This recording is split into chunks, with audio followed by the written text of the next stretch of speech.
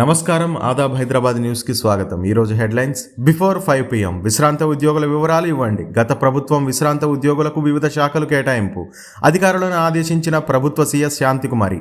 గతంలో విశ్రాంత ఉద్యోగులపై కథనాలు ప్రచురించిన ఆదాబ్.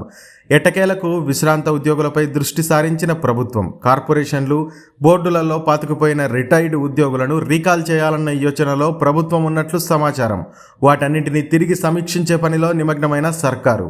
దేశంలో రామరాజ్యం నాసిన్ కేంద్రాన్ని ప్రారంభించిన మోదీ. బెంగళూరుకు సమీపంలోని అనంతలో ఏర్పాటు. అయోధ్యలో దేశం రామమయంగా మారింది. రాముడు సుపరిపాలనకు ప్రతీక అన్న మోదీ.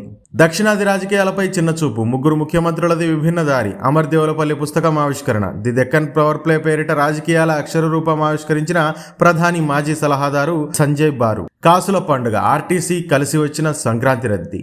ఈ నెల 13న 12 కోట్ల ఆదాయం. ఒక్కరోజే 52.78 లక్షల మంది ప్రయాణం. 9 కోట్లు దాటిన మహిళల జీరో టికెట్లు. ఫ్రీ బస్సు జర్నీ కావడంతో పెరిగిన రద్దీ. త్రిముఖ పోరు. 3 ఎంపీ స్థానాలపైనే ప్రధాన పార్టీల నేతల గురి. ఖమ్మం నుంచి బరిలోకి సోనియా గాంధీ. మల్కాజ్గిరి నుంచి పోటీలో ప్రధాని మోదీ. మెదక్ నుంచి మాజీ సీఎం కేసీఆర్ బరిలోకి. పార్టీ ఆఫీసులకు క్యూ కడుతున్న ఆశావాహులు. రసవత్తంగా మారిన పార్లమెంట్ రాజకీయం.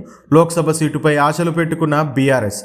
మోదీ విజయం ఖాయమంటున్న బీజేపీ. హస్తానికి ఎదురులేదంటున్న తెలంగాణ కాంగ్రెస్.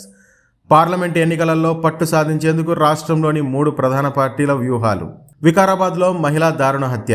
పెట్రోల్ పోసి నిప్పు అంటించిన దుండగులు. ప్రత్యేక బృందంతో దర్యాప్తు చేపట్టిన పోలీసులు. ఎమ్మెల్సీ అభ్యర్థులు. ఎమ్మెల్యే కోటాలో అద్దంకి దయాకర్, బర్మూరి వెంకట్. గవర్నర్ కోటాలో కోదండరాం, అమీర్ అలీ ఖాన్. వీరిని మంత్రివర్గంలోనూ తీసుకునే అవకాశం. నామినేషన్లకు సిద్ధం కావాలన్న అధిష్టానం. అభ్యర్థుల ఎంపికలో సీఎం రేవంత్ రెడ్డి మార్క్. ఈ నెల 18 వరకు నామినేషన్లు, 29న పోలింగ్. ఏపీ పీసీసీ చీఫ్గా వైఎస్ షర్మిల. నియామకపు ఉత్తర్వులు జారీ. కాంగ్రెస్ వర్కింగ్ కమిటీగా రుద్రరాజు. పరిశ్రమల వేట. హైదరాబాద్లో centre for 4th industrial revolution.